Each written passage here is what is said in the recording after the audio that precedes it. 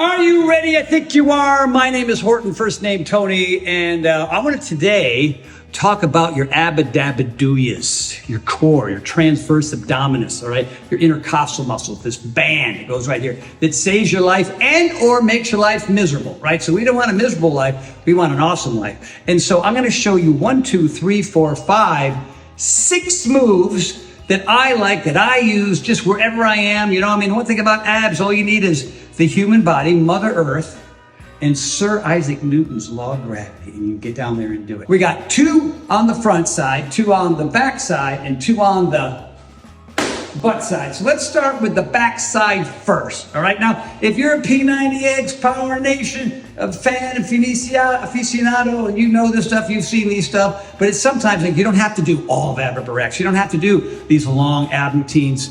And sometimes like, oh man, I don't know if I have the energy for doing that, all those different reps and everything else. So I'm gonna break it down into just these basic 6, and you can do 10 reps, 15, 20, 25. If you got 30 in you, then you got yourself a very fine core. All right, so here's our backside version. All right.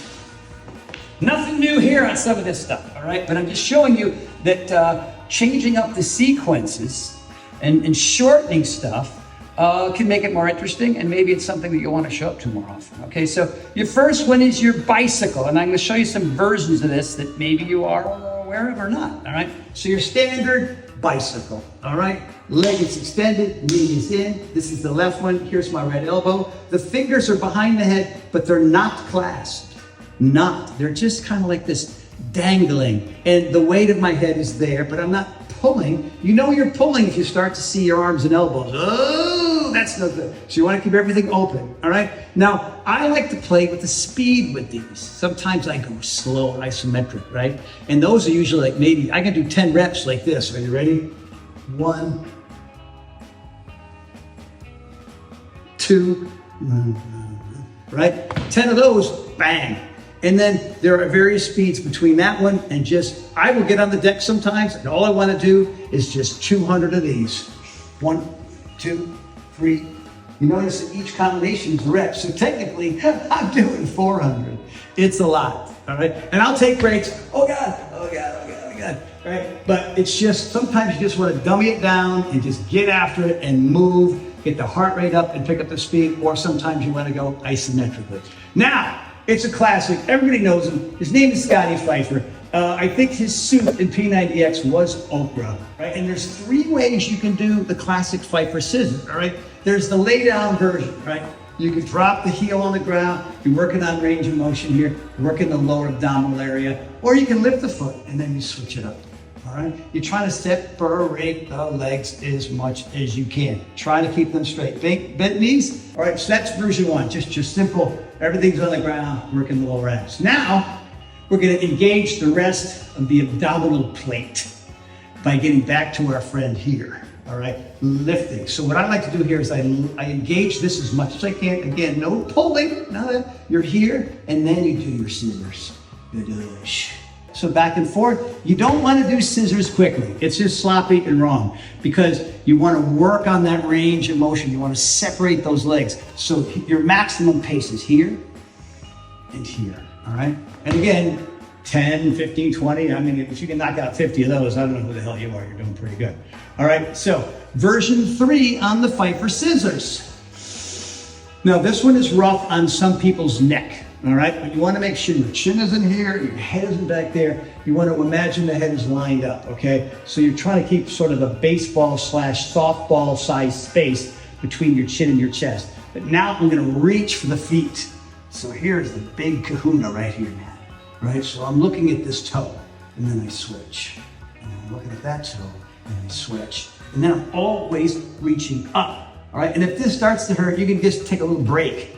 And then boom, and you get back in the game again. All right? So there you go. Those are your 2 on the back side. These are on the butt side. All right? So that means I'm up here. All right? That was the back, here's the butt. Now you got your classic Mason twists or Hungarian twists or Bulgarian twists or Swedish twists or your southern Panamanian twists. You call them whatever you want, all right? You can add a med ball or just the old interlocked fingers. And you can do, here's your modified version. I'm working so much core, working a lot of range of motion, trying to get my hands on the ground. Oh, just like that. Now, as you can see, what I'm doing here is I'm stretching. There's stretching going on because my goal is to make contact. It's hard if you go super fast, right? If I go super fast, I can actually hurt myself. So when you're first doing this move and you're doing the modified version, your feet are on the ground, then I would just work on that flexibility and over. And what you might notice, like, oh, this side is easy. Why is this side hard? Because most people are asymmetric, and you want to try to work on that. That's part of your overall fitness, right? So you have this at your own pace. And then you can begin to go, oh, one leg off the ground. And then maybe switch the legs as you go across. See what's going on with my legs there? And then eventually you want to go side to side, legs off the ground.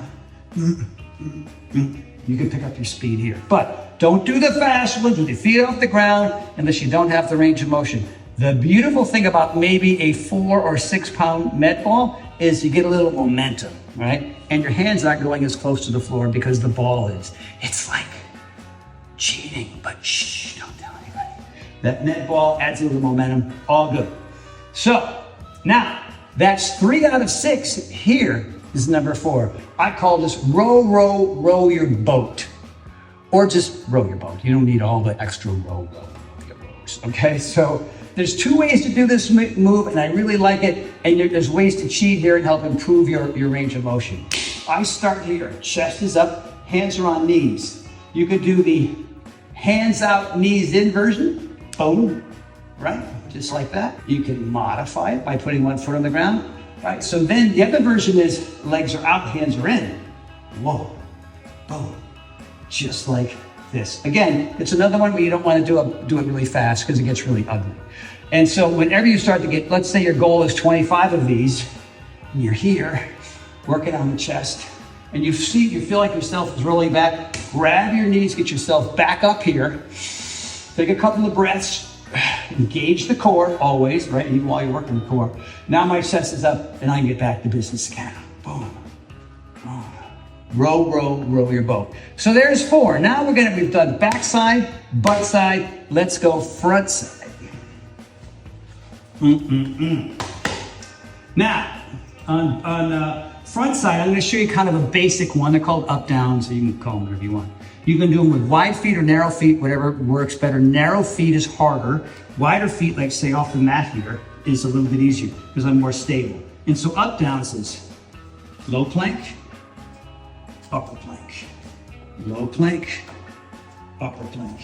The key here too is, I think, is just to make sure there's enough, you're doing the same thing with both arms the same way. I'm going down right, down left, up right, up left, down left, down right, up left, up right. So one arm's doing one thing on one side, and the other one is, and then you just kind of reverse it, all right? So those are basic, classic. Again, it's not another one you want to do fast. I think it's actually even better to do a little ISO. So ISO here, ISO here. Now the best way to get up, tighten this baby, that's tight. If it's this, really hard to get up. If it's this, it's not even the exercise anymore. So you want to be here. My core is tight, my pelvis is tilted, up I come. Boom, like a table. Now, that was fun. You want the next one? Because this one's kind of going around on the internet. All the kids are doing it. And I'll show you what it is, all right? We're gonna do shoulders, knees, and toes. So I'm here, I'm gonna go a little bit narrower. Shoulder, shoulder, right? Knee, knee, toe, toe, and then you add the down dog. Toe, toe, shoulder, shoulder, knee, knee, toe, toe, down dog, reach, reach. Well, kids, there you have it. That is a lovely combination. Start out with small rep numbers, right? Don't give yourself too much. It's a simple 6 things. You know, I mean, I got a nice mat here. If you got a halfway decent floor, you can do it on the carpet, whatever. But I mean, when I'm on the road and I'm traveling and I know I need to do that, I'll just combine a whole bunch of push-ups with a whole bunch of these and a whole bunch of squats and lunges. I do that for half an hour and I've got a badass workout. But this can also be done all by itself. So there you go. My top 6. Get busy, make it pretty.